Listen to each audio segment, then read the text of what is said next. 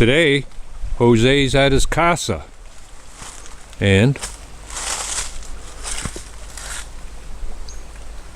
that's Jose's shop, not to be confused with Jose's garage.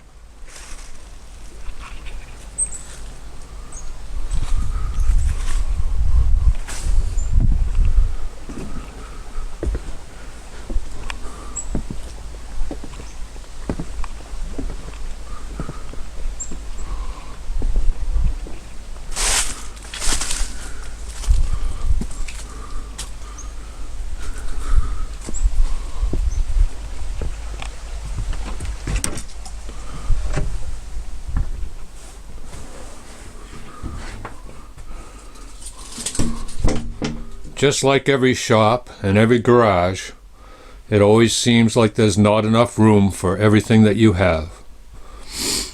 Today, Jose's working on a carburetor. This carburetor is an Aisan 2-barrel carburetor. You can see, focus,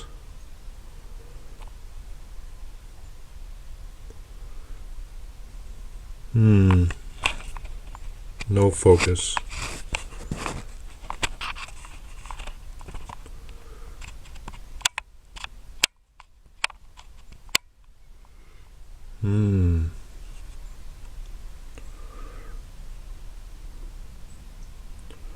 Well, that number is a 7A8. A 7A8. The code is year, month, day. The year would be 77. The month would be January 8th. Oh, the day would be 8th.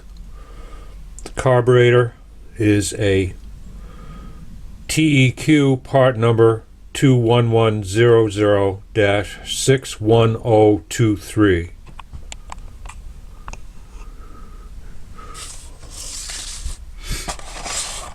The keister carburetor kit is an EK11-0370A, and you can see that the carburetor is a 21100-61023. Now that carburetor parts kit does not contain main jets or slow jets.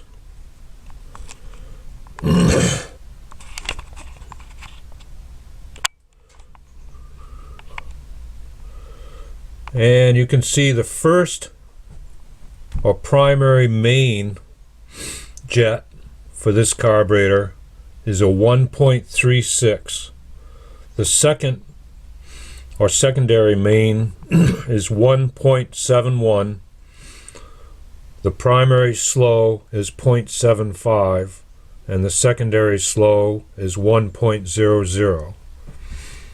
Now, I've looked in I Hate Mud for quite a while now, and there's a gentleman there called Jim C. who knows carburetors in and out, and he recommends the primary main to be bored out from 1.36 to 1.50, which I've done. So right now, since I don't have a real cleaner, I don't like the chemical cleaner, I'm trying to clean everything with screwdrivers and cloths and stuff like that, carburetor cleaner. I've got more to go. I've got all sorts of parts. So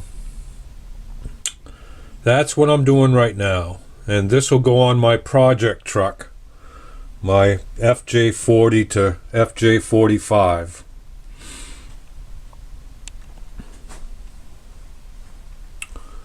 I do have my plasma cutter and my welder, but I haven't tried it yet.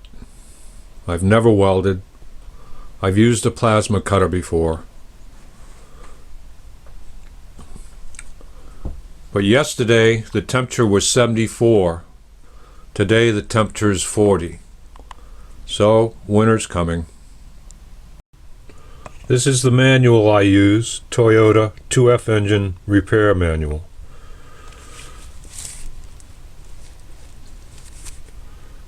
Number 98126. It has really good parts breakdown diagrams.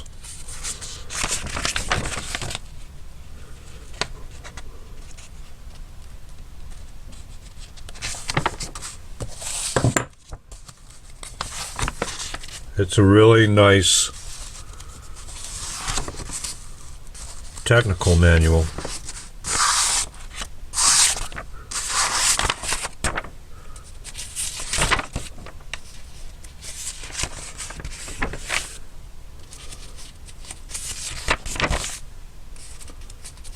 I recommend anybody that's going to be getting into FJ40 Toyota Land Cruisers and 2F engines to get this book.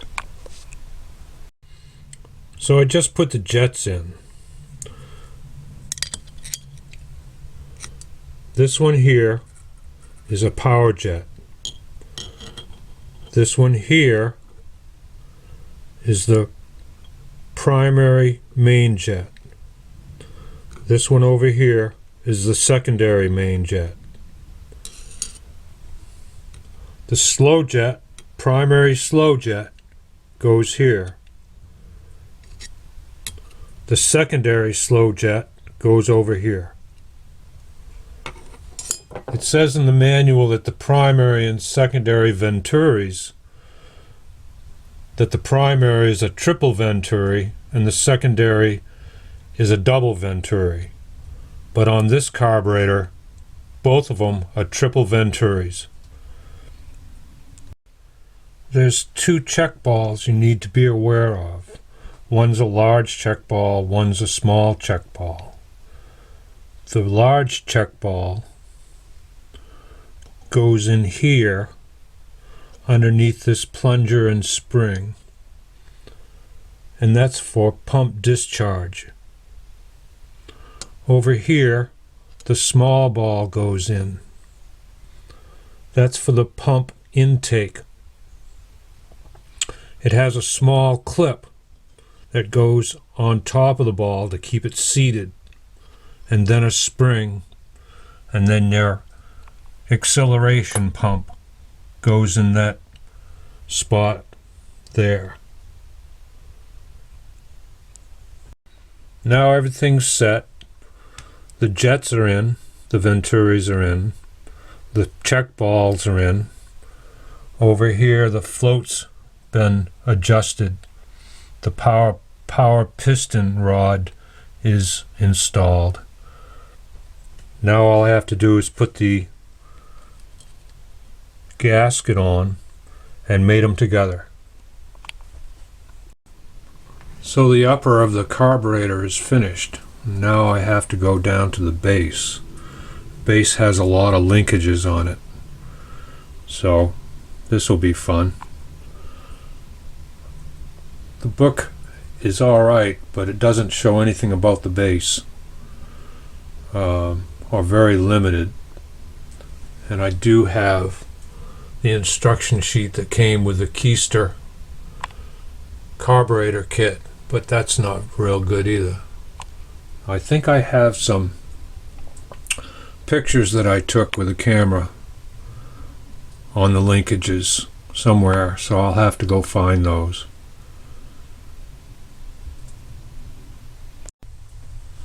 So I got the top of the Aisan 2-barrel carburetor done. Everything's put together. Now I'm working on the base. The base was pretty bad. So I found that if you use a 9mm pistol barrel brush, that it fits real well. and it should clean that up pretty good, take the corrosion out of it, and then I'll put the rods back in and the linkages. And I took pictures. Well, this is the base, picture of the base before I started working on it. And I took some pictures before I took it apart so that I know where all the linkages go. I recommend that to anybody doing a carburetor. So we'll clean everything up and give you some pictures after it's done. So this is how I'm doing it. I put it on a drill and I'm just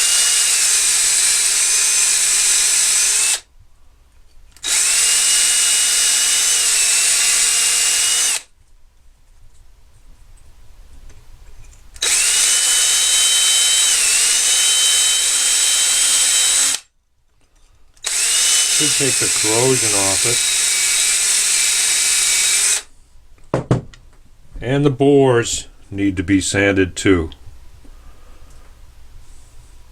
They're pitted. Hopefully that won't hurt too much.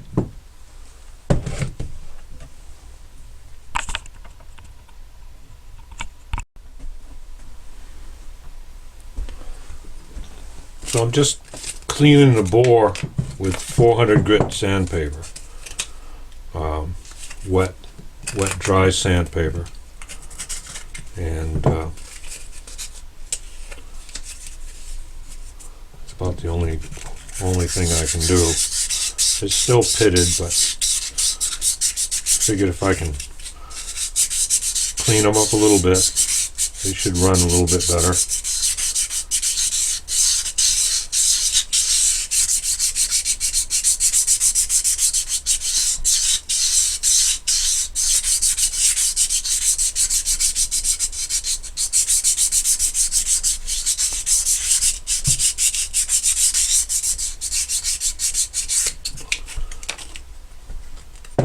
The 9mm brush worked real well.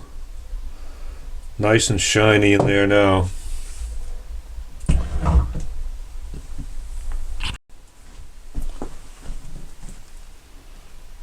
So the primary bore on this base is pretty pitted. The secondary bore is pretty good. I have no clue what pitting of the bore, how it would affect fuel delivery. But since I don't have a replacement, I'll just have to clean it up as best I can and go with it. So you and I know that the 2F engine isn't a high performance engine. It's basically a tractor motor driving 411 differentials. Well, we'll have to wait and see. Maybe one of you guys know a little bit more about this than I do, and you can leave me a comment. Thanks. So all the linkages are put on except for the accelerator pump linkage. Everything works pretty good, I guess. I'm going to have to adjust the secondary throttle plate and some of the other adjustments. I've set the idle mixture screw at 2.5 turns out. A couple of times I had to take things apart and put it back together again. There's a way to do it and a way not to do it. So we'll get the throttle linkage on and set it up. And the hard part about it is that I'm not going to be able to put it on the engine until next year. This is November 1st, 2023.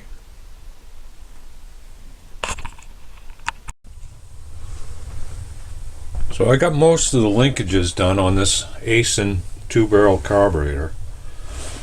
It works pretty good. There's 4 circuits really on this carburetor. The choke circuit, which is up here, closes the choke plate so it riches out the carburetor when you start. Then you have the idle mixture screw down here, and what that does is dribbles enough gasoline through the primary venturi or primary barrel.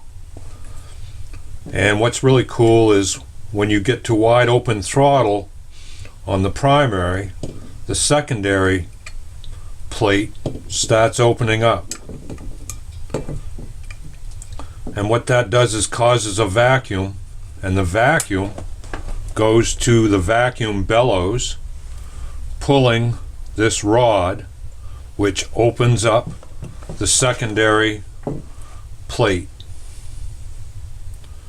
And when it does that, then you have 2 barrels functioning on the carburetor, providing double the fuel into your engine. Now what I have to do is put the bellows on and go from there. Now I took pictures before I dismantled this, so you can see that I have the linkage pictures, which helped greatly.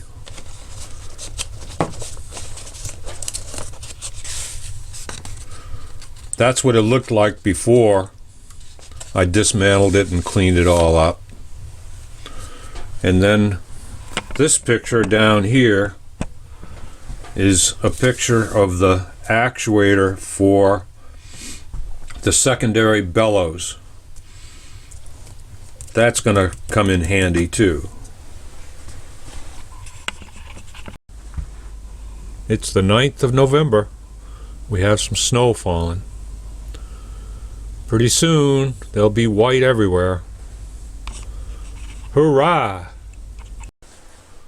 Well, the Aisan 2-barrel carburetor is all reassembled.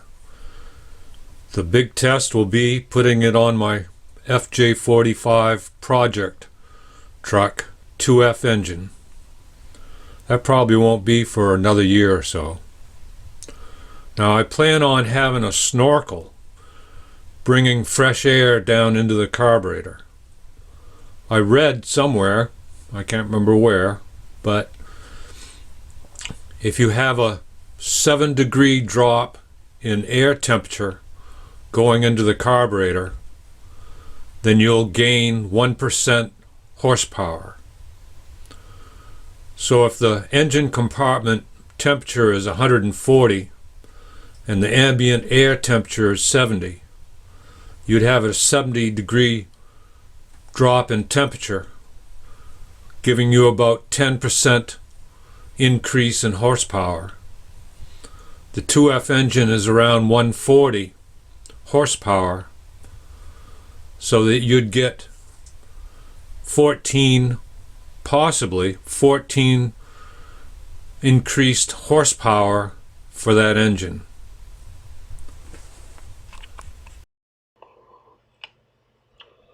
I hope you liked this video. If you will, like and subscribe. Thanks a lot.